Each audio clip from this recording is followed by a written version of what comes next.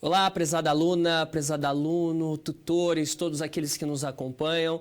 Sejam todos bem-vindos à quarta aula da disciplina de Mercado Financeiro de Capitais, hoje com o tema Derivativos e Governança Corporativa. Olha só, reta final, última aula da nossa disciplina. Eu sou o professor Renato Silva, sou economista, especialista em economia de empresas, mestre em economia, e é com muita satisfação que eu tenho acompanhado, ministrado essa disciplina para você. Espero que esteja sendo de grande proveito e absorção de conhecimentos nessa disciplina tão interessante, tão importante para a sua formação. Vamos fazer aí uma breve recapitulação de tudo aquilo que nós já estudamos até agora? Vamos lá?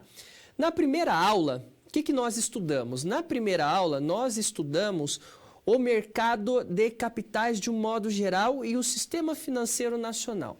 O que nós observamos? Nós observamos que existe um sistema financeiro nacional que é composto por sistemas e subsistemas, onde eu tenho um Conselho Monetário Nacional, onde eu tenho um Banco Central, onde eu tenho a Comissão de Valores Mobiliários, que vão ajudar a normatizar, regular esse sistema. Nós vimos que existem os operadores que vão fazer as intermediações entre agentes superavitários e deficitários nesse mercado, como os bancos comerciais. Nós estudamos o que é Bolsa de Valores, estudamos os tipos de operações que existem, como o mercado à vista, mercado a termo, mercado de opções. Nós estudamos também, na aula 2, a precificação de ativos. Falamos que é importante você saber a valoração daquele determinado ativo e dado o risco que você incorre em fazer aquele investimento. Falamos do modelo CAPM, falamos do índice Jensen, falamos do modelo Sharpe. Falamos sobre também de outros produtos que existem no mercado financeiro, como, por exemplo, renda fixa, pré e pós-fixado. Na aula passada, na aula número 3, nós trabalhamos com o mercado cambial, nós entendemos então o que é o câmbio, taxa de câmbio, valorização, desvalorização cambial. Nós também estudamos um ponto bem interessante, que foi o processo de abertura do capital de uma empresa, ou seja, a partir do momento que ela decide por abrir o seu capital, quais são os passos que ela deve percorrer. Vimos também as vantagens e desvantagens de se abrir o capital e a empresa deve ponderar o custo-benefício do processo de abertura. E nós estudamos os tipos de financiamento que uma organização pode ter, que é o capital próprio e o capital de terceiros. Basicamente, essa foi a trilha que nós guiamos até agora, sempre seguindo o nosso livro da disciplina. Muito bem, agora nesta aula nós vamos dar continuidade nessa reta final, vamos trabalhar outros assuntos bem interessantes, bem importantes, seguindo na sistemática do KLS 2.0, na qual nós teremos uma situação geradora de aprendizagem e assim vamos elaborar algumas situações, problemas e assim trazer resoluções práticas que vão nos ajudar a entender aí a sua aplicabilidade no dia a dia. Muito bem, então vamos ao quadro que eu quero trazer para você o nosso convite ao estudo. Nessa unidade você conhecerá técnicas de análise de ações e será apresentado ao tema sobre derivativos e governança corporativa. Isso fará você adquirir a competência geral quanto à competência técnica da nossa disciplina. Então, na situação problema 1, nós vamos trabalhar, então, conceituação e funcionalidade da análise fundamentalista.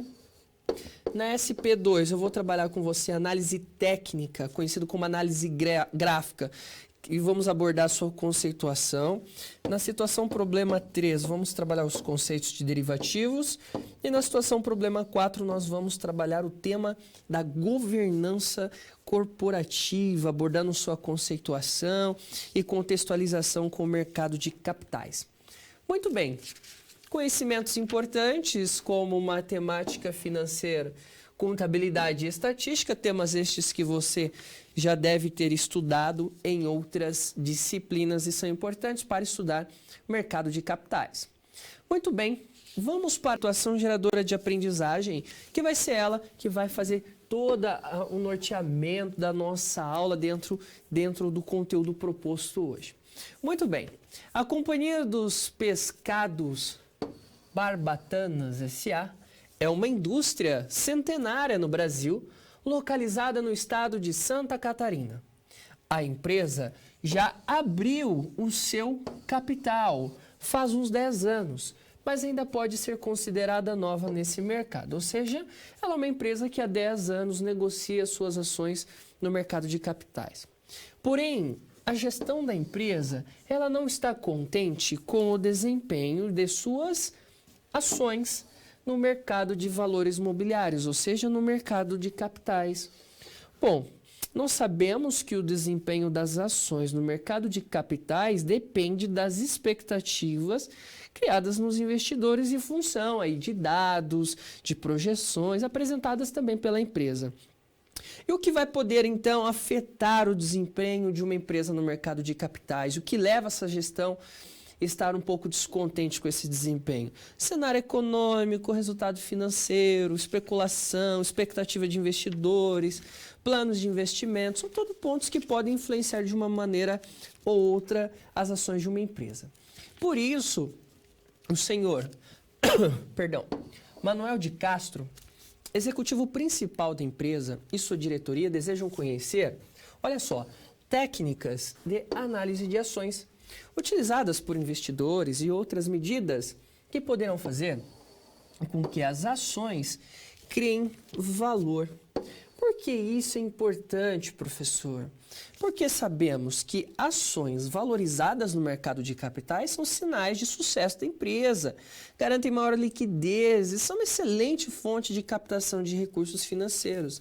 Então, analistas financeiros do mundo inteiro, eles realizam análises constantes sobre os preços das ações no mercado a fim de compreender o momento certo de comprar e vender ações e compreender se uma empresa possui tendência de alta ou de baixa no mercado acionário.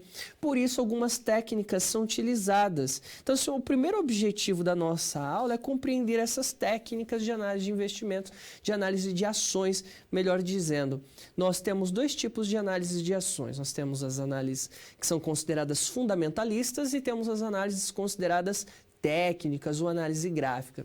E os investidores, eles costumam analisar quais são as tendências de uma empresa, quais são as tendências das ações, dados esses tipos de análise. Então, são as duas escolas que vigoram hoje, que os acionistas, investidores do mundo inteiro utilizam para compreender o momento certo de comprar, vender determinadas ações das empresas. Porque quando nós investimos no mercado de ações, eu, você, futuro investidor, nosso objetivo é lucrar. Porém, nós sabemos que é um mercado volátil, cheio de riscos, incertezas, expectativas, e nós precisamos usar de técnicas para saber se aquela empresa ela possui tendência de alta ou de baixa, se está no momento de comprar ou vender aquela determinada ação, e assim saber se existe alguma possibilidade de geração de valor com aquela ação. Muito bem, vamos para um vídeo e daqui a pouco eu volto com a primeira situação problema.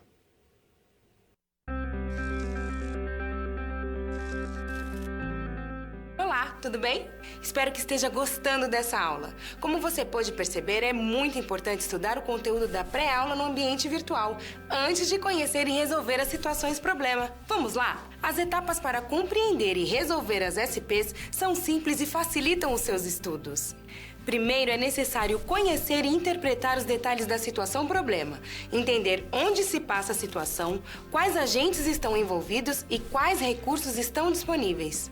Depois, é a hora de problematizar a situação apresentada, que são baseadas na realidade de mercado. E isso significa que seu desafio foi elaborado com base nas informações de empresas, experiência dos professores e acontecimentos do cotidiano da sua área. E por último, você vai solucionar as problemáticas. Para isso, você deve utilizar dos conceitos e das teorias vistas nas pré-aulas. Ficou claro? Então o desafio está com você. É hora da SP1. Caso surja um ponto de interrogação, você pode sempre acessar o fórum e enviar suas dúvidas, ok? Bons estudos e até mais!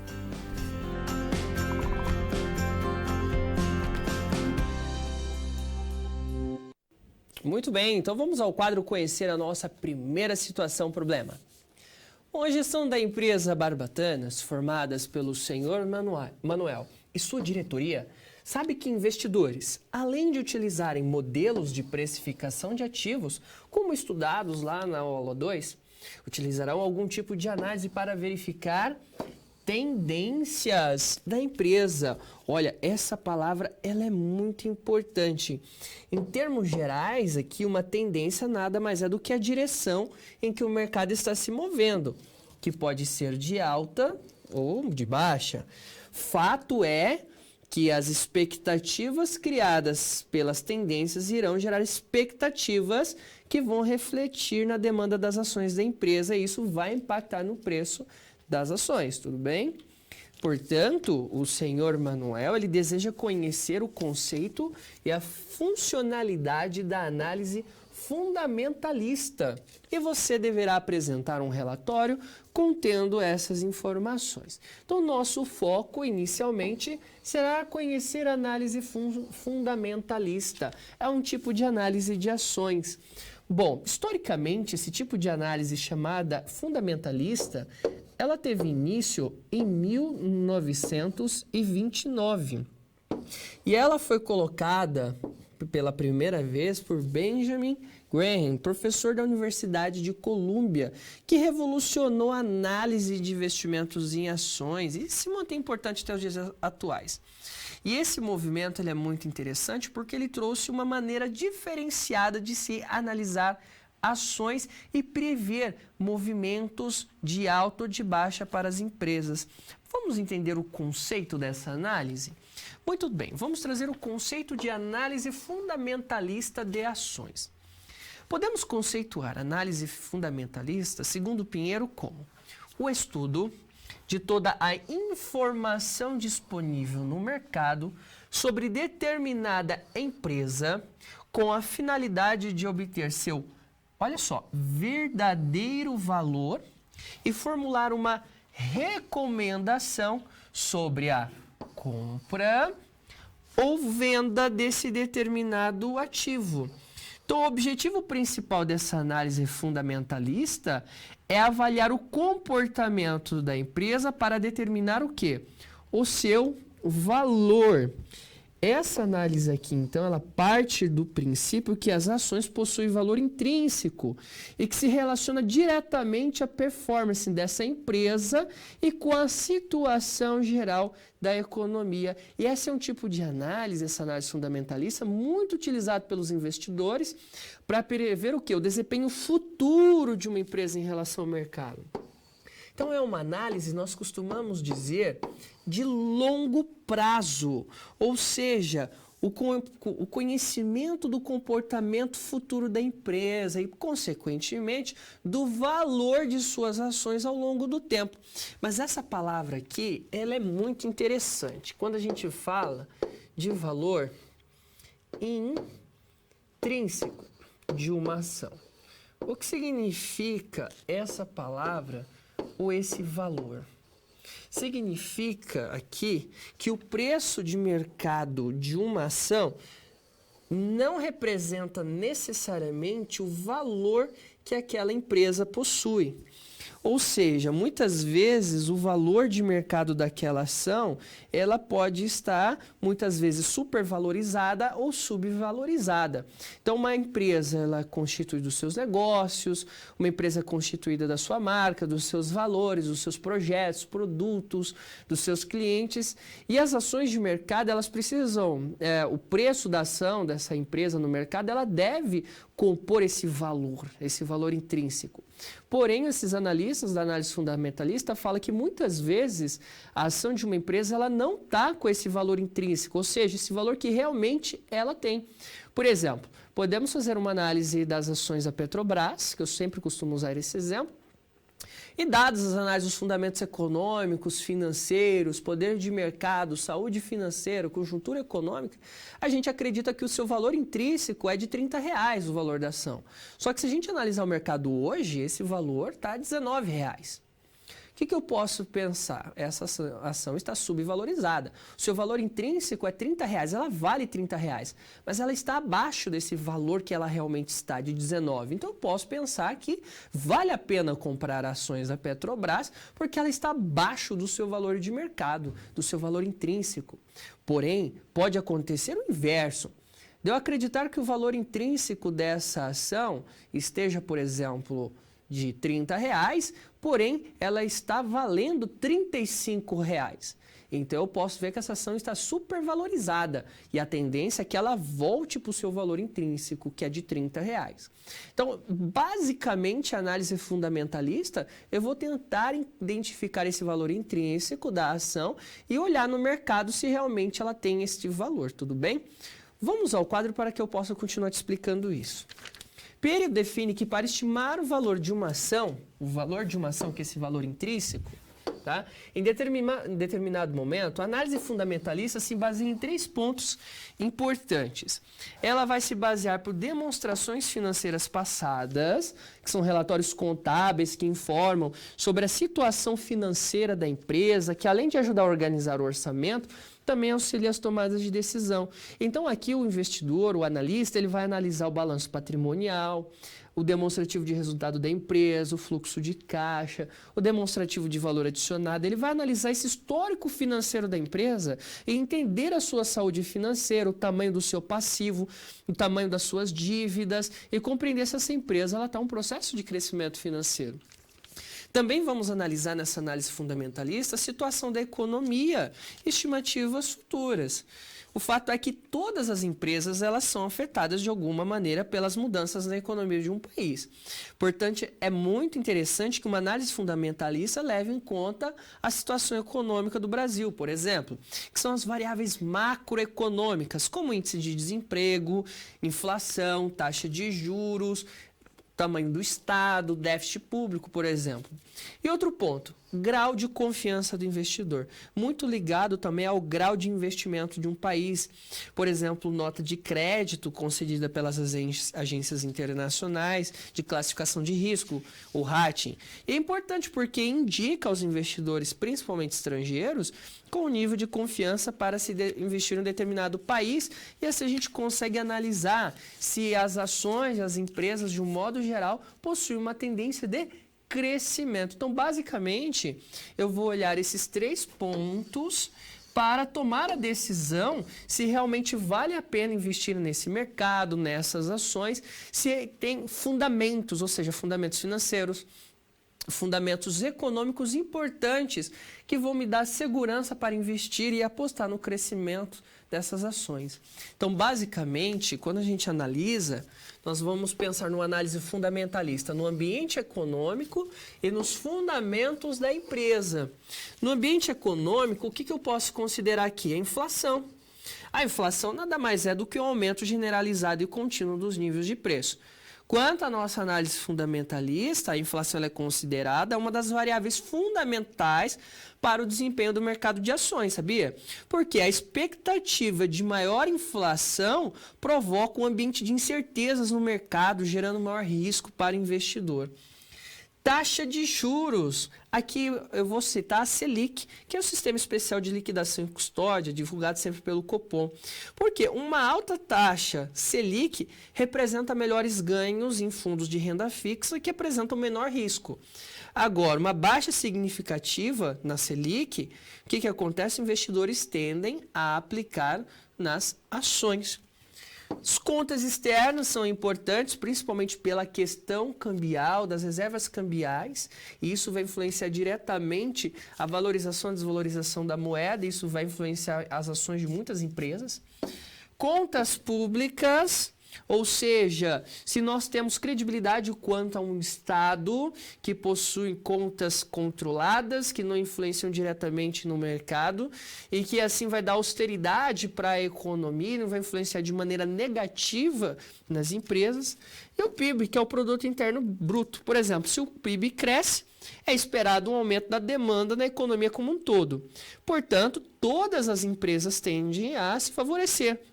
Logo, um PIB, aqui ele é um fator macroeconômico importante. Logo, se os investidores acreditam que o PIB do país vai crescer para os próximos anos, consequentemente, as empresas tendem a crescer também e isso vai se refletir no preço das ações. Agora, quando eu analiso o fundamento da empresa, aqui já são alguns pontos importantes. O que os analistas conseguem analisar, procuram analisar? O índice de liquidez corrente da empresa, calculado a partir da razão entre os direitos a curto prazo e as dívidas de curto prazo de uma empresa. No balanço, as informações são evidenciadas no ativo e no passivo circulante, ou seja, o quanto a empresa ela tem a capacidade de pagar suas dívidas a curto prazo. Índice de liquidez seca. Isso aqui é muito semelhante ao índice de liquidez corrente, porém exclui os estoques. Se a empresa trabalha com estoques, é interessante retirá-los dessa análise de liquidez, porque significa desconsiderar a possibilidade de não vender os produtos acabados. Nós temos o retorno sobre o patrimônio líquido, que é um indicador que mede a capacidade de agregar valor de uma empresa a partir de seus próprios recursos, do dinheiro investido. Isso é muito importante, mensura a rentabilidade do patrimônio líquido. E retorno sobre ativo, que é para analisar a capacidade que uma empresa tem de gerar lucro a partir dos seus ativos. Esses são pontos importantes, então, que nós vamos analisar a partir de uma análise fundamentalista. Então, você conseguiu perceber aqui que a análise fundamentalista, eu vou analisar cenário macroeconômico, vou analisar fundamentos da empresa para determinar o real valor daquela ação no mercado e saber se vale a pena investir ou não. Porém, essa análise é de longo prazo. Eu vou investir, mas preocupado se ao longo prazo, daqui 1 ano, 2 anos, 3 anos, as ações dessa empresa elas tendem a se valorizar pensando que o mercado é eficiente, ou seja, a longo prazo, todas as distorções, as variações de preço que podem acontecer no curto prazo, que é algo que acontece hoje, por exemplo, neste cenário eleitoral, a longo prazo, ou seja, o mercado ele vai corrigir essas distorções e essa empresa ela vai crescer, vai criar, vai agregar valor no seu mercado. Porque o PIB cresce, porque seus indicadores financeiros melhoram, porque o seu setor está em crescimento e assim o investidor sabe que se ele aplicar hoje, daqui 1 ano, 2 anos, 3 anos, por exemplo, ele vai ter um retorno significativo. Tá? E essa é uma análise de longo prazo, também chamado de buy and hold, na qual eu vou aplicar pensando no longo prazo, tomando com base essas informações. Voltando ao quadro, existem 2 maneiras de a gente fazer essa análise fundamentalista. Eu tenho a top-down, que é de cima para baixo. Então, inicia-se por analisar variáveis macroeconômicas. Os analistas que defendem aqui tal metodologia acreditam que a bolsa ela vai se mover no longo prazo nesse sentido. Então, são as variáveis macroeconômicas que vão refletir o comportamento na economia. Análise do setor, ou seja, identificação de situações que podem influenciar no setor na qual aquela empresa pertence e análise dos fundamentos da empresa, ou seja, da análise dos dados financeiros. Então, começo pela economia, passo pelo setor e termino com os dados financeiros. Ou eu posso também fazer uma análise bottom-up, que significa de baixo para cima, que aqui nós vamos analisar primeiro os comportamentos, as perspectivas dos fundamentos da empresa, ou seja, a receita da empresa está crescendo, a empresa é lucrativa, a empresa tem uma posição de mercado forte, ela é capaz de pagar suas dívidas, tem liquidez, quais são seus investimentos, perspectivas. A partir disso, eu vou para uma análise setorial, vou analisar o setor da empresa, o segmento, tendências do mercado. E aí eu chego numa análise mais macroeconômica, onde eu já vou analisar eu vou analisar então já o segmento macro, ou seja, eu vou analisar a taxa de juros, vou analisar PIB, eu vou analisar o governo, vou analisar contas externas, eu vou analisar o investimento e assim eu consigo ter uma ideia do crescimento, da potencialidade dessa ação dessa empresa. Bom, a análise fundamentalista, então, ela informa o valor real da empresa naquele momento. Se o preço de mercado estiver menor, o investidor deverá comprar, pois a tendência é que a ação aumentará de valor no futuro. Ou seja, depois de fazer toda essa análise macro, setorial, dos dados financeiros, a gente chegou na conclusão que o valor real da empresa naquele momento está abaixo do que ela realmente pode chegar. Então eu posso comprar, que eu tenho dados que me garantem que no futuro essas ações vão subir. Agora, caso o valor de mercado dessa ação esteja maior que o valor intrínseco, ou seja, esse valor real dessa ação, o investidor deverá vender seus títulos, pois a tendência é que esse título vai se desvalorizar. Então, basicamente, essa é a ideia. A partir de análise de fundamentos macroeconômicos, fundamentos econômicos, fundamentos dos setores, a gente possa fazer essa análise e calcular esse valor intrínseco.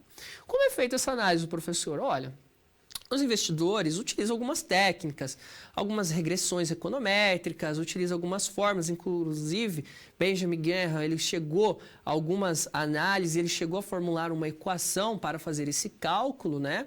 Mas o meu objetivo aqui não seria nem tanto demonstrar como são feitos esses cálculos, logo que no mercado, corretoras e bancos, eles costumam divulgar essas informações. Então é muito comum a gente entrar em sites de corretoras, em sites de bancos que trabalham com o mercado de ações, e eles divulgarem o preço-alvo ou o preço justo. Então sempre quando você analisar o mercado e falar assim, olha, o preço-alvo, o preço justo de tal ação é tanto, significa o quê? Que o valor intrínseco que aqueles analistas chegaram para aquela ação é aquele valor. Como, por exemplo, que eu citei da Petrobras. Hoje ela está cotada em torno de R$19. Mas pode ser que amanhã chegue um analista lá do Banco Itaú e fale, olha, o valor justo da ação da Petrobras é R$30, dados os dados macroeconômicos, tendência de crescimento do Brasil nos próximos anos, do setor de petróleo, a recuperação da Petrobras após as crises que ela passou. Então ele vai pegar esses dados e informações e vai projetar, olha, o preço justo dela é chegar a 30. Aí você vai pensar, pô, então ela está 19 hoje, ela pode chegar a 30, então eu vou comprar que eu posso ganhar R$11 por ação. Olha, isso é uma análise fundamentalista. Vai acontecer? A gente não sabe, mas é uma projeção, é uma perspectiva com base em dados financeiros, econômicos e projeções da economia. E assim você consegue comprar essas ações pensando no futuro. Obviamente que essa é uma operação de longo prazo, ou seja, numa análise fundamentalista eu não penso em ganhar dinheiro comprando hoje e vendendo amanhã. Isso é uma operação de day trader, na qual nós vamos usar análise gráfica, que é o próximo passo que eu vou te explicar na SP2. Porém, o que você tem que ficar claro é, se eu quero investir em bolsa, com ganhos a longo prazo, 2, 3, 4, 5 anos, eu posso utilizar dessa possibilidade, analisar os fundamentos da empresa, econômicos, eu posso fazer uma análise dos seus dados financeiros, da economia, e aí sim eu posso fazer essa projeção de longo prazo e ganhar na valorização dessas ações ao longo do tempo. Tudo bem? Dada essa contextualização, espero que você tenha entendido, vamos resolver a primeira situação problema. A análise fundamentalista se baseia em 3 pontos importantes, então a gente observa que quando a gente vai fazer essa análise, precisamos analisar as demonstrações financeiras passadas, a situação atual da economia e estimativas futuros e grau de confiança do investidor. Por quê? Bons lucros futuros aumentam o valor da empresa e isso faz com que as ações aumentem. Ter uma empresa que tenha projeções futuras de investimento também é importante e quando o investidor acredita que essa empresa, que essa economia tem uma boa perspectiva, obviamente que isso vai se refletir no preço das ações. A análise fundamentalista também vai considerar os lucros esperados em períodos futuros, fontes de captação de recursos para financiamentos utilizados e investimentos realizados. Ou seja, se é uma empresa que capta recursos para fazer investimentos, uma empresa que se preocupa no processo de realização de novos investimentos, uma empresa que vai buscar competitividade a longo prazo e assim me dá segurança de investir nessas ações. É importante ressaltar que é preciso combinar análise fundamentalista com outros tipos de análise para que se possa tomar uma decisão ótima. Essa também é uma outra possibilidade, logo se você quiser fazer um investimento mais seguro. É importante ressaltar que é preciso combinar então com outros tipos de análise para que se possa tomar uma decisão ótima nos investimentos com valores mobiliários. Porém, na prática, analistas experientes utilizam a análise fundamentalista para escolher ações para investimento ou venda, enquanto essa análise técnica que eu vou apresentar agora, para determinar o momento mais favorável das negociações, o momento mais favorável para a compra ou para a venda. Mas essa análise fundamentalista ela é uma das mais utilizadas principalmente para investimentos a longo prazo, e muitos investidores milionários hoje no mundo ficaram ricos investindo em ações, fazendo esse tipo de análise fundamentalista. Muito bem, resolvemos a primeira SP, vamos a um vídeo e já volto na segunda situação problema.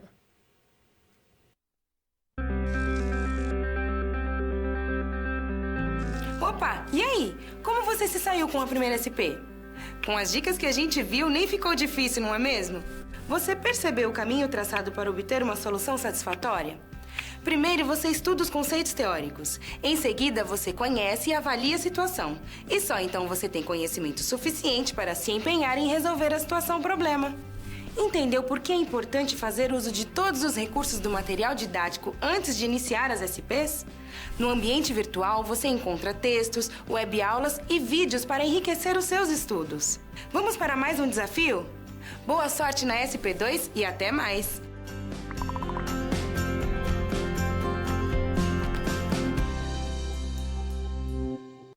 Muito bem, vamos ao quadro conhecer a segunda situação problema. A equipe do Sr. Manuel leu o relatório apresentado para análise fundamentalista e assim perceberam que não se aconselha a utilização da análise fundamentalista como o único método que a análise gráfica vem a complementar. Então, nós vamos também conhecer uma segunda possibilidade. Por isso, foi solicitado agora que você elaborasse um relatório que apresentasse a conceituação e funcionalidade da análise gráfica. Qual a diferença dessa análise gráfica para a análise fundamentalista? Como eu falei, na análise fundamentalista, nós temos uma visão de longo prazo. Nessa análise que eu vou te apresentar, que é essa análise gráfica, ou análise técnica, mesma coisa, ela já tem uma visão de curto prazo, para quem trabalha principalmente com day trade, ou seja, compra e venda de ações a curto prazo. Tudo bem? Primeiramente, o que é análise técnica? Começamos nosso assunto dizendo que análise técnica e análise gráfica são o mesmo tipo de análise, apenas com nomenclaturas diferentes. Então, você pode ouvir o termo análise técnica ou análise gráfica.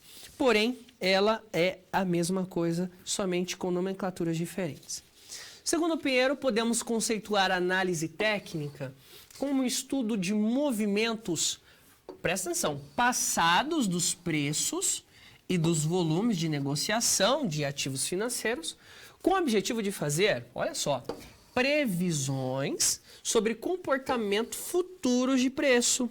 Olha só, então essa análise se baseia na premissa de que os preços de uma negociação futura são fortemente dependentes de preços de negociações passadas, sendo possível assim prever tendências de preço de ações. Então essa análise ela segue o conceito de que variações de preço de mercado são dependentes de variações passadas, refletindo no retorno sobre investimento de qualquer ativo, principalmente no futuro. Ah, professor, mas aquelas informações fundamentalistas que a gente viu, do dado econômico, a questão da análise financeira, para quem trabalha com esse tipo de análise técnica, observando somente o preço da ação, ele vem dizer que o preço da ação já é o valor intrínseco. Então, questões de análise financeira, de balanço, análise econômica, de setor, não precisa. Já está todo esse valor presente naquele preço da ação. Toda a informação, então, complementar da empresa já está embutido no preço, então eu não preciso fazer esse tipo de análise fundamentalista. Essa é a ideia. Voltando ao quadro, segundo Pinheiro, então, se afirma que a análise técnica parte de 3 princípios importantes. Quais são esses princípios? Primeiro, a ação do mercado ela reflete todos os fatores envolvidos neste. Foi isso que eu acabei de explicar. Por isso, a análise gráfica desse valor é tudo que se necessita para prever tendência, sem importar a causa disso, se existe um fator econômico, se existe um fator de mercado, se existe algum fator que vai influenciar esse preço. nosso objetivo aqui não é compreender a causa, mas sim analisar o comportamento do preço passado para se prever uma tendência futura, nada mais do que isso. Então, os preços, segundo essa análise, se movimentam em tendências, tudo bem? O conceito de tendências é de grande importância, pois o propósito da análise técnica é identificar a direção que se movem os preços para tentar assumir o quê? Posições no começo da tendência. Como assim, professor? Olha, a tendência ela pode ser de alta e podemos ter a tendência de baixa. Qual que é a posição? Se eu tenho aqui, nesse momento, uma ação a um preço de R$10, eu posso comprar essa ação aqui, fazer uma compra. Por quê? Porque eu acredito que ela vai ter uma tendência de alta e ela pode chegar aqui, por exemplo, a R$18. É uma posição de compra que eu assumo para navegar nessa tendência de alta. Porém, eu posso entender que quando essa ação chegar aos R$18, eu acredito que ela vai ser corrigida ao preço de mercado e ela vai ter uma tendência de baixa, que ela vai voltar aos R$10. Então, eu tenho que entender que quando ela chegar nesse preço, eu preciso vendê-la para que eu não acabe perdendo este valor, tudo bem? Então, eu tenho que assumir uma posição de venda. Eu tenho que vender essa ação aqui a R$18, porque eu acredito que agora vai ter uma tendência de baixa. Basicamente, esse é o conceito. E ele vem dizer também que o futuro ele vai refletir o passado. A ideia é o seguinte, a história se repete. O investidor tende a reagir de forma similar às situações anteriores. Ou seja, fala-se que o mercado de ações é formado por seres humanos e que os seres humanos têm por natureza seguir alguns padrões de comportamento, se comportar de acordo com tendências. Assim, a análise técnica tenta identificar padrões e tendências no comportamento dos compradores e vendedores para entender qual é o cenário, então, mais provável para o futuro próximo, baseando-se nessa ideia de tendência. Então, basicamente, é você analisar os preços do passado para compreender o futuro, preços dos futuros. Quando a gente faz essa análise, é importante que a gente entenda duas teorias, teoria de Dow e teoria de Elliott. Vamos primeiro entender a teoria de Dow. A teoria de Dow acredita que as tendências apresentam comportamento de acordo com a velocidade da, olha só, disseminação de informações relevantes para a sua formação. Cada tendência é formada pelas etapas de tendências de alta ou de baixa. Então, Dow ele vem dizer que a tendência, seja de crescimento ou de baixa, ela vai acontecer de acordo com a velocidade que as informações são colocadas no mercado. E que a maneira que isso acontecer vai determinar a velocidade desse crescimento, dessa tendência, se é de alta ou de baixa. Para isso, ele diz que existem essas fases. Por exemplo, na tendência de alta, ele fala que um mercado ele vai passar por 3 fases distintas. Primeiro, vai ter o quê? A acumulação. É o primeiro momento na qual os investidores começam a adquirir lotes de ações. Compram ações desde pessoas bem informadas, com as movimentações de mercado, aqueles com poucas informações. Nessa fase de acumulação, segundo ele, é o melhor momento para comprar as ações. Nessa fase, aumenta as ordens de compra, ocasionando o quê? Alta de preço e o volume de negócio, uma clara tendência de alta de uma determinada ação. Depois vamos ter a participação pública. Ou seja, o mercado ele começa a assimilar os fatores positivos e o público em geral começa a comprar as ações dessa empresa. Acontece o quê? Uma aceleração mais acentuada do movimento e a pressão compradora aumenta bastante e os preços sobem, lei da oferta e da procura. É o ponto onde a maior parte dos investidores, seguidores de tendência, começam a comprar o ativo. Aí o preço engrena, o preço aumenta, temos altas significativas aqui. E depois nós temos a distribuição.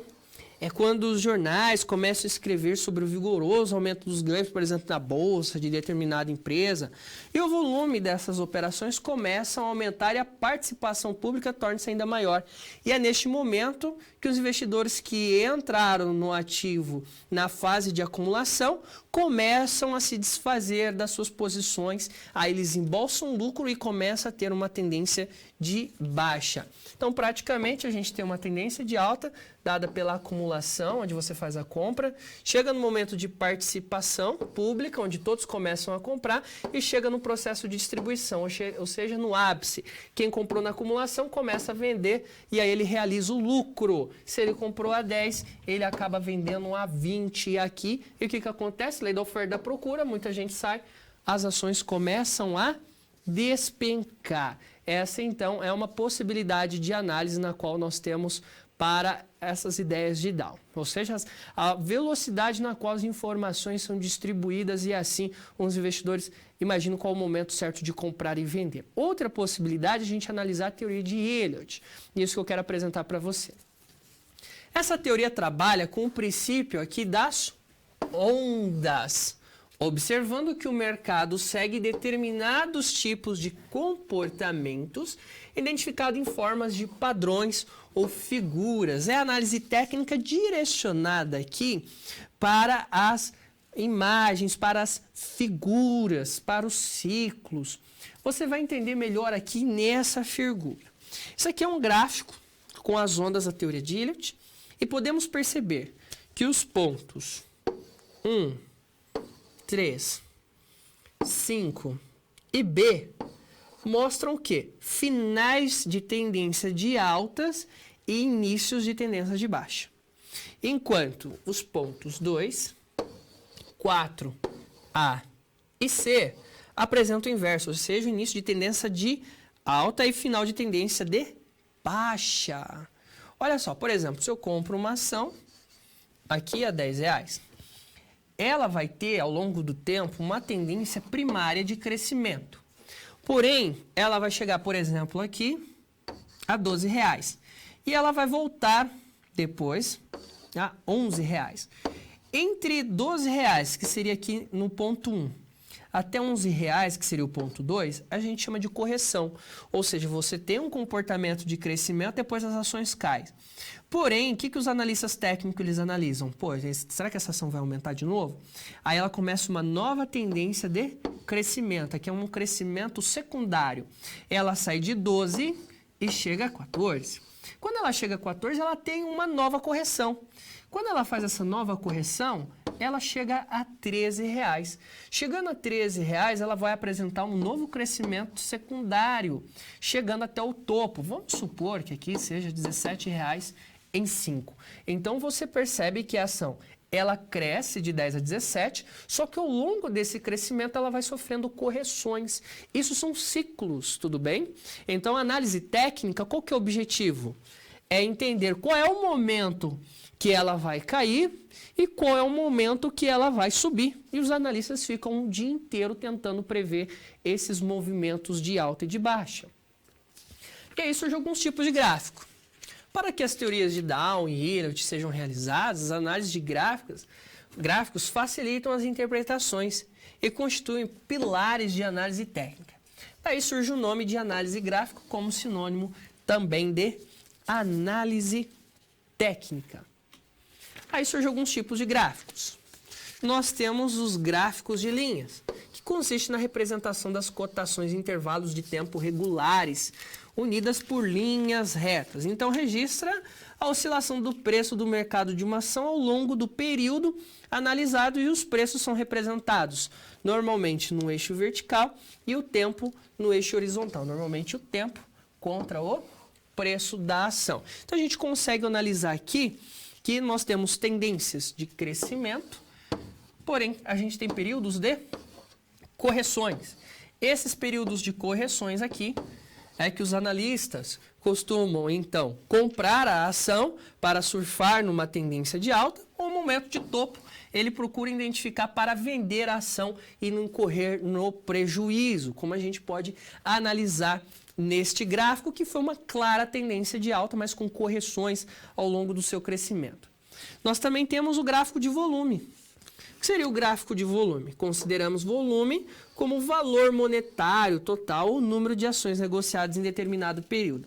Então, esse gráfico de volume também utiliza dois eixos para sua construção, sendo que o eixo vertical apresenta o volume e o eixo horizontal o tempo. Cada período será representado aqui por uma coluna. Isso é menos usado. E nós temos o gráfico que é o mais utilizado, que é o gráfico de candlesticks. Candlestick é uma representação gráfica do que ocorreu com o preço de um ativo no decorrer de um determinado período. Candlesticks ele pode representar também o que aconteceu no decorrer de um mês, de uma semana ou em minutos. Então, basicamente, um candle ele vai ter essa representação aqui, olha. Ele tem esta representação. E ele vai falar aqui que o comportamento de uma ação, ela vai ter esse formato durante um determinado período. Nós temos o corpo, aqui, nós temos a sombra inferior.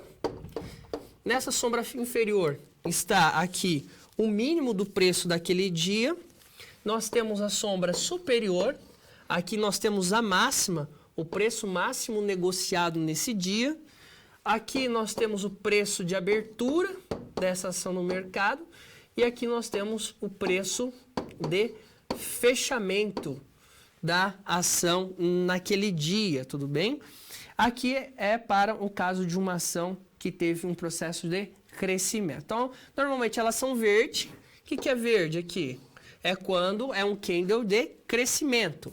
Ou ela pode ser vermelha, quando é um candle de baixa. Quando é um candle de baixa, aí muda, tá? Aqui vai ser o preço de fechamento e aqui vai ser o preço de abertura, quando é um candle de baixa. Um candle de baixa, ele vai ser vermelho. Um candle de alta, ele vai ser verde.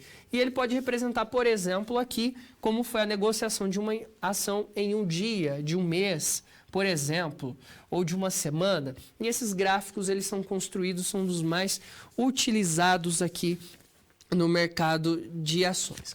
Basicamente, então, esses são os tipos de análise gráfica que os traders costumam fazer. E eles fazem esses tipos de análise para prever comportamentos de curto prazo. Então, essa análise técnica, ela é utilizada por traders que querem comprar e vender ações em um curto período de tempo. Entre comprar hoje e vender amanhã, vender em uma semana, ou até mesmo em segundos. Comprar agora para vender no minuto seguinte e ganhar na diferença de preço. Por isso eles utilizam essa análise e assim eles conseguem entender o comportamento passado e identificar o comportamento futuro. Muito bem, vamos então resolver essa segunda situação-problema. A análise técnica parte de 3 princípios. A ação do mercado reflete todos os fatores envolvidos neste, sejam eles fundamentalistas, econômicos, psicológicos ou políticos, que possam influir no preço de uma ação e já se encontram refletidos aqui em seu preço. Os preços se movimentam em tendências. O conceito de tendência é de grande importância, pois o propósito da análise técnica é identificar a direção para a qual se movem os preços a fim de tentar assumir posições no começo de tendência. O futuro reflete o passado. Assim, a história se repete e o investidor tende a reagir de forma similar às situações anteriores. Existem 2 teorias para prever tendências do mercado de capitais, as teorias de Down e a de Elliott, que nós estudamos e analisamos. Muito bem, terminamos mais uma SP, vamos para um vídeo e daqui a pouco estarei de volta com a terceira situação-problema.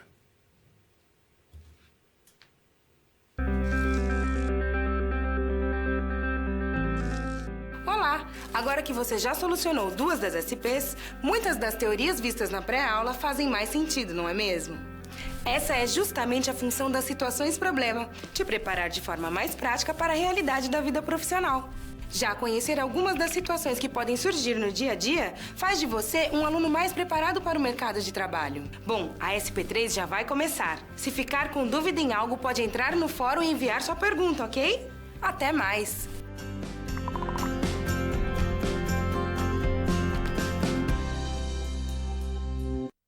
Muito bem, vamos ao quadro para a terceira situação-problema. O Sr. Manuel ficou muito satisfeito com o seu trabalho e até agora já pode administrar a empresa com foco em melhorias que resultam em valorização das ações da empresa. Ele leu sobre derivativos e aprendeu que são instrumentos para proteção de risco. Por isso, considerou muito importante que uma empresa conheça sobre os assuntos e solicitou que você elabore um relatório com a conceituação de derivativos, pois faz parte das melhorias administrativas que tem pensado. Por isso, a partir de agora, então, nós vamos falar de derivativos, um tema importante, na qual nós já discutimos em períodos anteriores, mas agora vamos analisar derivativos pensando que a sua principal utilidade é a proteção para contratos. O que são derivativos? São contratos em que seus preços são ligados a outros ativos, que poderão ser além de ações, moedas, produtos agrícolas ou índices. Então, em outras palavras, derivativos vão estar relacionados aqui o seu valor dado a um ativo subjacente, que pode ser moeda, pode ser um commodity ou mesmo ação.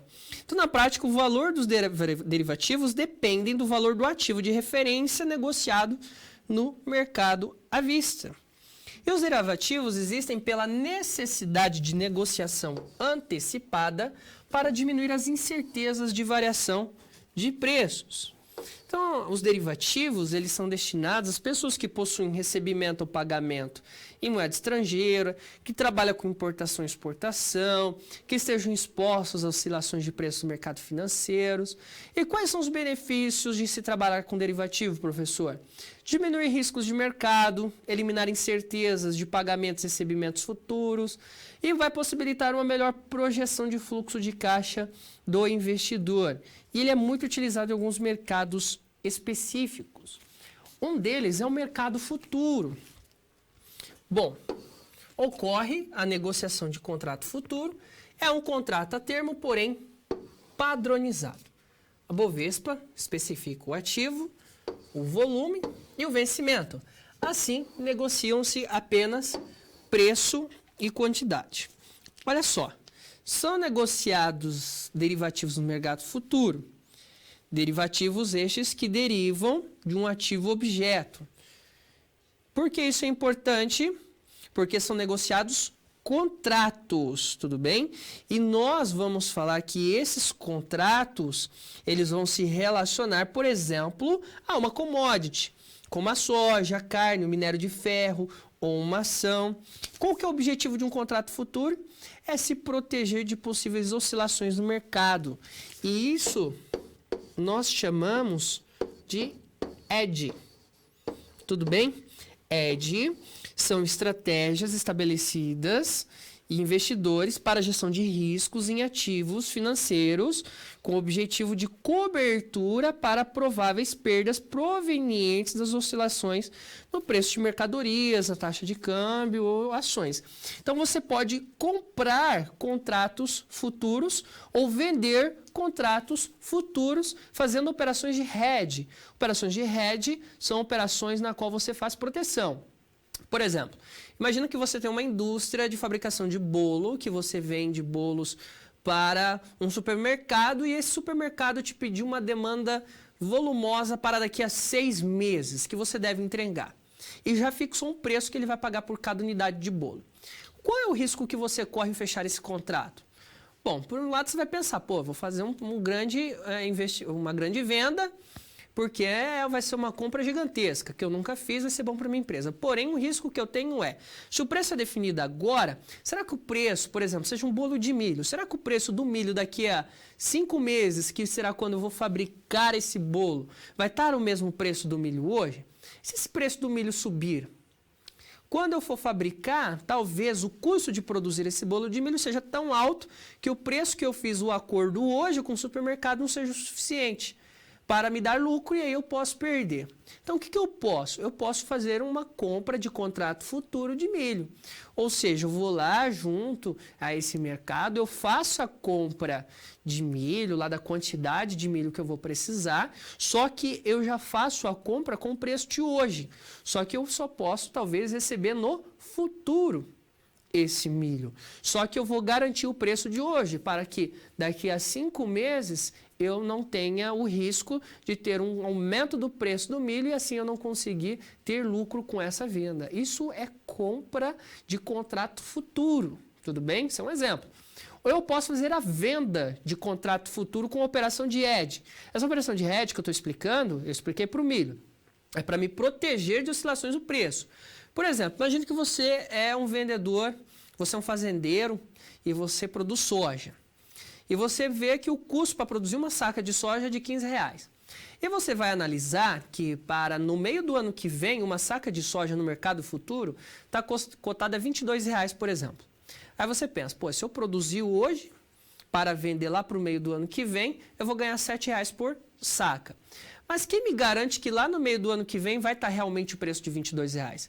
Hoje o mercado futuro me fala que é 2. Então eu posso mudar. O que eu posso fazer? Vender um contrato futuro. Essa venda de contrato futuro, eu vou vender esse contrato de soja a um preço de R$22 e alguém vai comprar esse contrato. Então lá no meio do ano que vem, eu vou entregar essa soja ao preço de R$22 acordado hoje. Isso é uma venda de contrato futuro. Eu ainda vou produzir a soja. Você ainda vai produzir a soja. Mas você já vai entregar a R$22. Tudo bem? Lá no futuro. Isso é um contrato futuro porque vai que o preço da soja cai para 15. Aí você não teria lucro. Mas como você vendeu um contrato futuro na qual a pessoa vai pagar 22, você fez uma operação de hedge e você fez uma proteção a devidas oscilações que pode acontecer. Voltando ao quadro, dando continuidade, nós temos o mercado a termo, que é um mercado em que as partes firmam um contrato de compra ou venda para um ativo objeto e um mercado de balcão organizado. No contrato, todas as especificações que irão reger a operação a termo, tais como quantidade do ativo objeto, seu valor e também prazo de seu vencimento e outros. Aqui acontece como, por exemplo, no mercado de ações, eu já até expliquei isso na primeira aula, ou seja, tem uma ação que eu desejo comprar, você quer vender, a gente faz um contrato bilateral e nesse contrato bilateral a gente firma um acordo na qual, por exemplo, daqui a 30 dias eu vou comprar as suas ações a um preço estabelecido hoje. Eu tenho o mercado de opções. Uma opção é um tipo de derivativo que confere ao investidor o direito de comprar ou vender uma quantidade predeterminada de um ativo objeto a um preço fixo. Então, opções são derivativos por meio contratual, seguram o direito de comprar ou vender ações, moedas ou outro tipo de bem em uma data específica e por um preço pré-definido. Ou seja, uma das partes pode fazer a negociação pelo valor estipulado, assim que o ativo vencer, enquanto a contraparte deve pagar a quantia prevista ao término do contrato. As opções são formadas por opções de compra, chamado de call, onde eu tenho o direito de compra, ou seja, o comprador ele paga um prêmio antecipado ao vendedor pelo direito de comprar um ativo em data futuro a um preço previamente combinado. No vencimento, o comprador deverá tomar a decisão de compra ou não do ativo. No entanto, o vendedor ele deverá vender o ativo pelo preço combinado. E a opção de venda, chamado de put. Eu tenho o direito de vender. Ou seja, são derivativos que dão você o direito, mas não a obrigação de vender um ativo em uma data futura por um preço combinado. Basicamente, esse é o mercado de opções. Eu compro o direito de comprar ou vender um derivativo, como por exemplo uma ação. Basicamente, então, esse mercado ele possui o lançador, que assume a obrigação de comprar ou vender uma determinada quantidade de ação objeto a um preço fixado. Nós temos o titular, é quem vai comprar essa ação. Nós temos a ação objeto, ação a ser comprada ou vendida. Nós temos o dia do exercício, que é o dia do vencimento. Preço de exercício, preço pela qual a opção será exercida. E o prêmio, preço da opção no lançamento ou durante o prazo. Ainda sobre a opção, você deve saber que existem duas modalidades. Uma modalidade se chama americana, sendo que o titular ele poderá exercer seu direito a qualquer momento até o vencimento, ou seja, o comprador poderá adquirir o ativo desde a data de negociação até seu vencimento, ou pode ser europeia, ou seja, sendo que o titular só poderá exercer seu direito no vencimento da opção. No Brasil, na BMF-Bovespa, negocia apenas opções de compra americanas e opções de venda europeias. Muito bem, então aqui a gente conseguiu entender quais são as modalidades de derivativos na qual nós podemos trabalhar, principalmente mercado futuro, a termo e de opções. Vamos resolver essa situação, problema no quadro. Conceito de derivativos, contratos em que seus preços são ligados a outros ativos. Esses ativos poderão ser, além de ações, moedas, produtos agrícolas ou índices, e sabemos que os derivativos são utilizados principalmente para proteções, ou seja, operações de hedge. São negociados em bolsas de mercadoria futuras, na BMF no Brasil e BMF-Bovespa, e seus contratos, além de contratos a termos, contratos futuros, podem ser swap ou de opções. Os participantes do mercado de derivativos são definidos como o hedge, que eu expliquei, participante que atua para se proteger da incerteza em relação ao preço futuro de um ativo, especulador, participante que aposte uma tendência futura para o preço de um ativo. Por exemplo, em operações a termo, quando eu faço operação a termo em um contrato bilateral, estou esperando o quê? Estou esperando uma valorização, ou de opções, na qual também posso comprar um direito esperando uma valorização daquele ativo. Eu estou especulando. E o arbitrador, ele opera simultaneamente em 2 ou até mais mercados na busca de se aproveitar distorções no preço de um ativo. Essa também é uma possibilidade na qual nós chamamos de arbitragem. A arbitragem também é uma possibilidade na qual existe neste mercado, onde muitas vezes o investidor, ele, por exemplo, ele percebe que a saca de café no mercado futuro é de R$70 e no mercado de à vista está a 60. Então ele pode comprar no mercado à vista esse café a R$60 e vender lá na frente no mercado futuro a 70 e ganhar nesses R$10 aí de diferença. Também é uma outra possibilidade, arbitragem. Você compra mais barato e vende mais caro, sabendo que existe uma demanda, uma distorção de preço ali. Para quem já é mais, vamos dizer assim, experiente no mercado, usa essa possibilidade. Muito bem, vamos no vídeo, já eu volto com a quarta SP.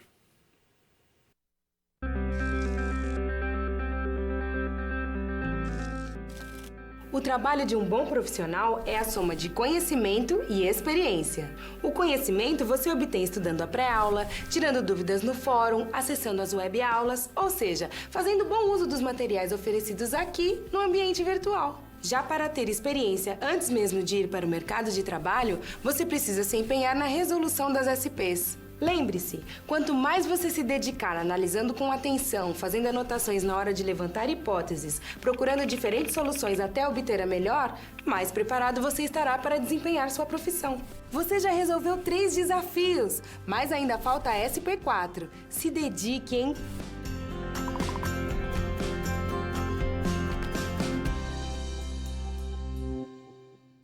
Muito bem, vamos ao quadro para a quarta situação problema. Bom, agora nós vamos falar sobre uma outra situação. A gestão da empresa Barbatana solicitou que você lhe apresente os conceitos de governança corporativa e sua contextualização com o mercado de capitais.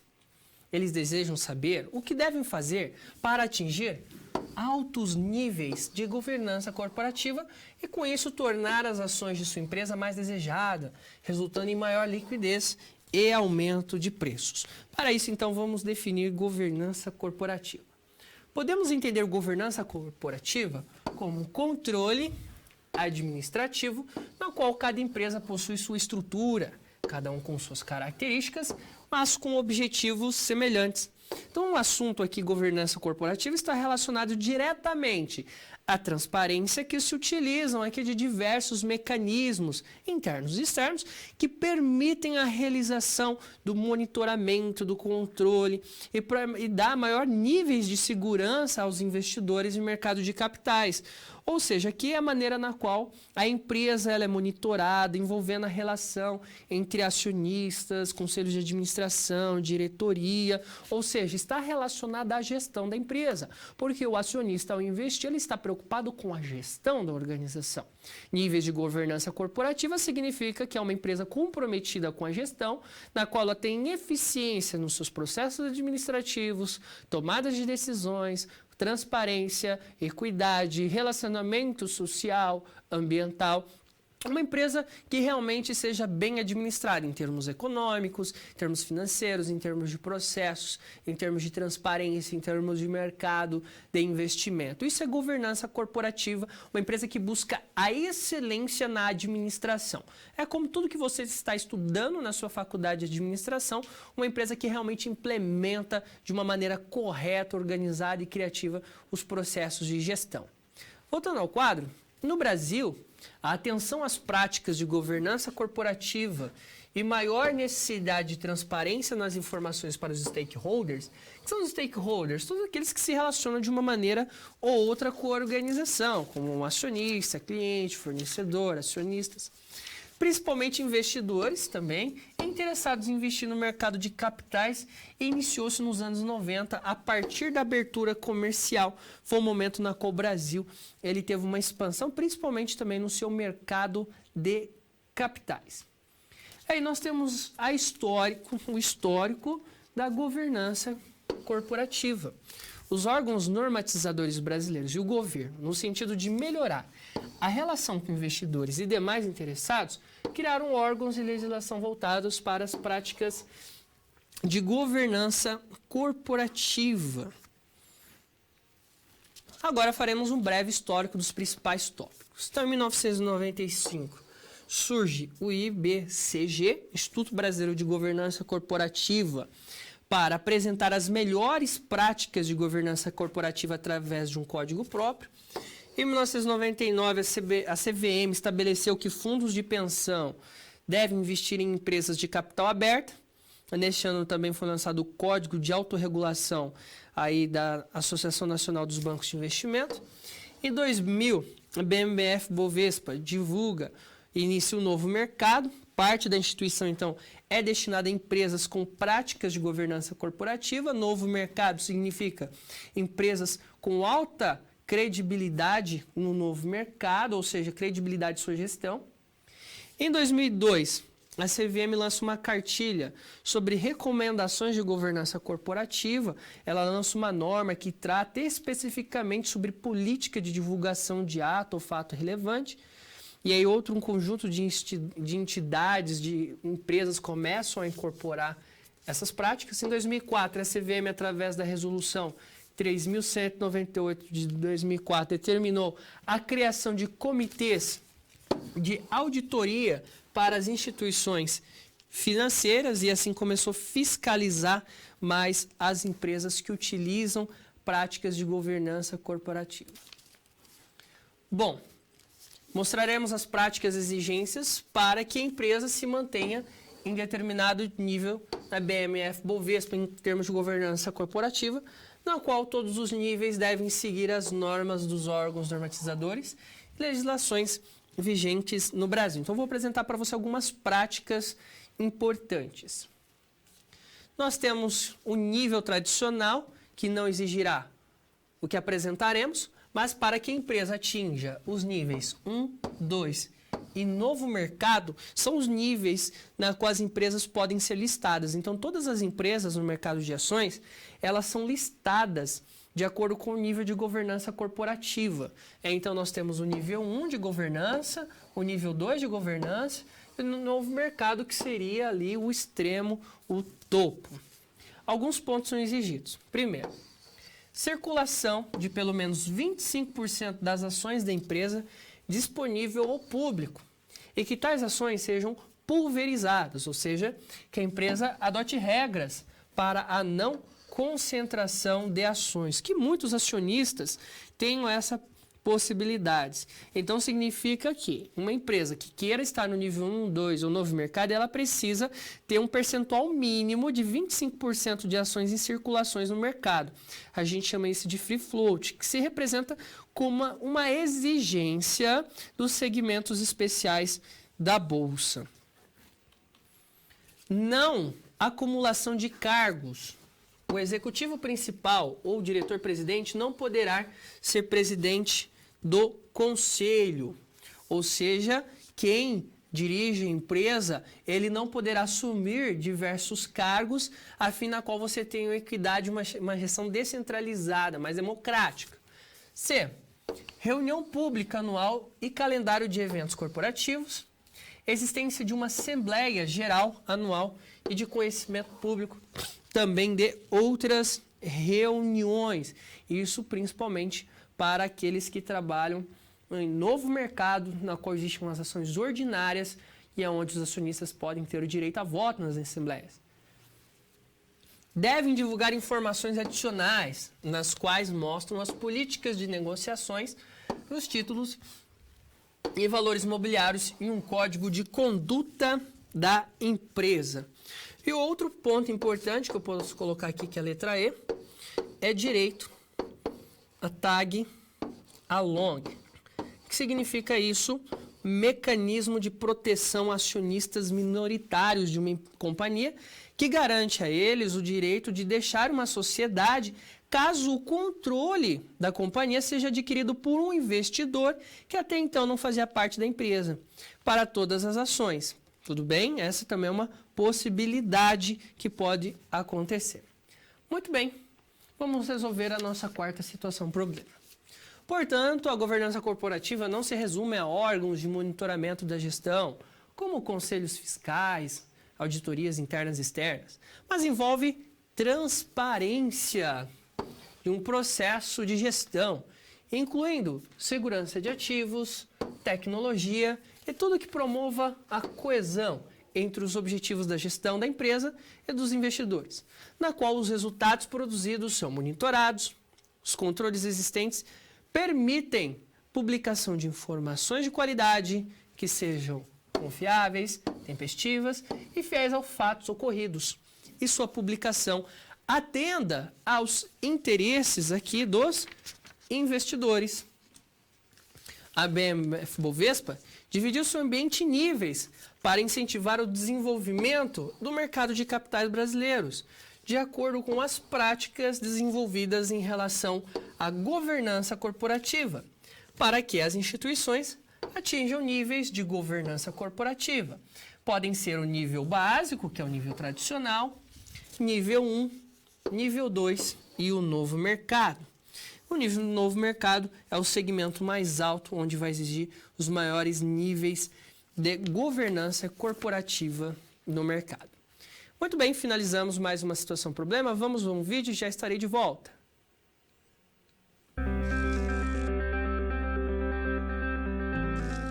E agora que todos os desafios foram concluídos com sucesso, é hora de refletir sobre o que foi visto. O objetivo das SPs é ampliar o seu conhecimento e te ensinar a como utilizar na sua realidade profissional os conceitos vistos aqui. Essa é uma metodologia que exige muita proatividade e empenho da sua parte, já que segue o modelo de uma das tendências mais avançadas no mundo, a sala de aula invertida. E em contrapartida, vai te transformar num profissional diferenciado e mais qualificado para desempenhar as funções da sua profissão. Por isso, faça bom uso dos materiais e das interatividades oferecidas. Ah, não deixe de acessar o seu ambiente virtual e completar a sua pós-aula, ok? Cada parte do processo é essencial para a sua aprendizagem. Até mais! Muito bem, chegamos aí na reta final de nossa aula. Para finalizar, eu trouxe um slide agora, provocando novas situações. Como a governança corporativa, ela poderá fomentar o mercado de valores imobiliários no Brasil, sabendo que é um tema recentemente, um tema até que novo. Vamos aproveitar também, você faz a reflexão quanto a esse tema, se você puder mandar a sua contribuição. Caso você tiver alguma dúvida quanto a todos os conteúdos, bastante conteúdos da nossa aula de hoje, você pode mandar também a sua pergunta, eu vou deixar uns minutinhos, já eu volto então, tirando sua dúvida, fazendo um breve comentário sobre a governança corporativa e a gente finaliza a nossa aula.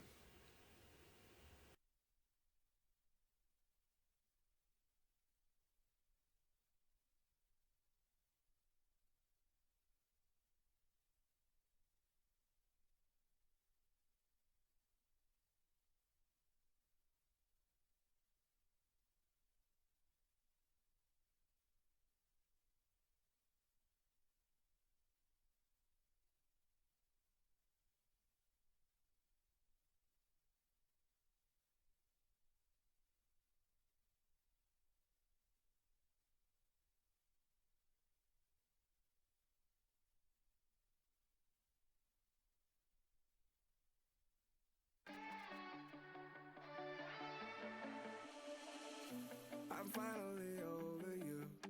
Been 6 months since I tried to get you back in my life. I finally found something new. I'm leaving you behind, so don't waste my time. When you were gone, I forgot how to breathe. But now I moved on thanks to my remedy. I found a cure and she's 5 foot 4. She's everything I'd ever need and more. So whatever pain that you put me through, I'm thanking you, thanking you. 'Cause now I can see the silver lining, and I'll never lose the sight of it. So whatever pain that you put me through, I'm thanking you, thanking you.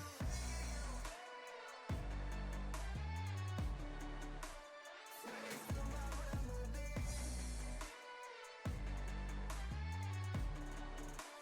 Thanks to my remedy. I finally did something right. I got my ride or die. She keep me up all night. Oh, she's something like paradise. She make me feel so right. Life makes drinks so nice. Yeah. When you were gone, I forgot how to breathe. Oh yeah. Olá, estamos de volta. Muito bem, agora a gente pode fazer um comentário daquilo que nós fizemos até agora, principalmente falando sobre essa provocando nova situação da governança corporativa. Olha, a governança corporativa ela é muito importante porque empresas que possuem altos níveis de governança corporativa são empresas mais valorizadas no mercado, são empresas mais transparentes e assim dá segurança ao investidor para realizações de investimentos e assim as ações dessa empresa no mercado ela tende a aumentar, principalmente porque ela tem compliance, porque é uma empresa que ela tem equidade, é uma empresa que tem transparência, é uma empresa que preza pela sua saúde financeira, pela sua saúde dos processos, e assim é uma empresa que ao longo do tempo ela pode se desenvolver. Por isso é muito interessante que a empresa se desenvolva aí a governança corporativa. Chegou algumas perguntas, uma pergunta que se relaciona. Bem interessante. Deve-se investir em empresas que pagam altos dividendos, porém não sólidas, ou buscar empresas que não têm uma política forte em dividendos, mas sólidas no mercado? Olha, para responder essa pergunta, ela é uma dúvida de todo investidor, mas isso vai depender do seu objetivo como um investidor. Ou seja, se eu busco dividendos ou se eu busco valorização no mercado. Por exemplo, ações da Petrobras faziam 3 anos que não davam dividendos, que não distribuem dividendos aos seus acionistas, porém, nos últimos 2 anos, ela chegou a bater R$4 e chegou a 25 recentemente. Então, você poderia ganhar uma grande valorização no preço da ação. Porém, já tem empresas que não possuem valorização tão forte, mas possuem uma política de dividendos interessante. Ou seja, sempre, semestralmente ou anualmente, estão distribuindo dividendos para seus acionistas de uma maneira bem interessante, bem rentável, apesar da ação não se valorizar tanto no mercado como talvez poderia acontecer com outras empresas. Então, depende muito do seu objetivo, se é ganhar na valorização da ação ou se é ter uma renda extra advindo de dividendos, que é uma possibilidade também para muitos seguidores. Bom, pessoal mandou uma contribuição que a governança corporativa passa segurança aos investidores e agrega valores ativos à empresa. Perfeito. E eu gostaria de finalizar a nossa aula a partir de agora, está dando o nosso tempo, falar que foi um prazer imenso estar aqui com você. Espero que eu tenha contribuído para o seu conhecimento nessa disciplina maravilhosa. Quanto à prova, não se preocupem, é uma prova que eu tenho certeza que não vai estar difícil para vocês. Assistam novamente as aulas, assistam e leiam um livro da nossa disciplina, é muito importante. O capítulo 1 e 3 são fundamentais, é a espinha dorsal da nossa disciplina, então é importante para a prova com o capítulo 1 e 3 aí na ponta da língua, porque são capítulos aí que, se você assimilar bem, você consegue aí entender todo o contexto. Eu tenho certeza que você consegue ir bem na prova, né? Lógico que você vai ter que estudar também capítulo 2 e 4 do livro também, mas é bem importante que a espinha dorsal da nossa disciplina você tenha compreendido bem que estão nessas duas unidades, tudo bem? Desejo a você ótimos estudos, vejo vocês lá no chat de atividade, sucesso, nos vemos na próxima, até mais!